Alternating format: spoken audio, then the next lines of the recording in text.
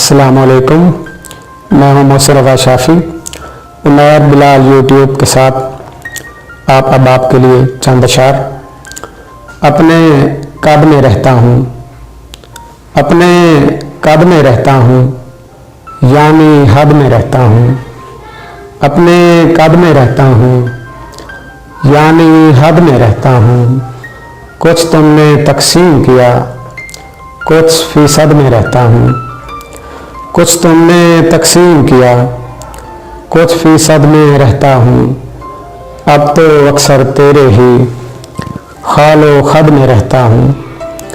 अब तो अक्सर तेरे ही खालो खद में रहता हूँ। जिंदा होना मुर्दा हूँ, ऐसी ज़द में रहता हूँ।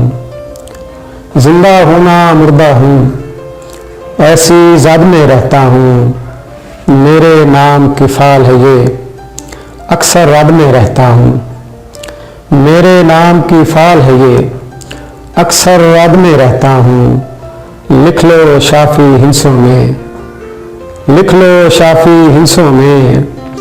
मैं अब जद में रहता हूँ, अपने कद में रहता हूँ, यानी हद में रहता हूँ।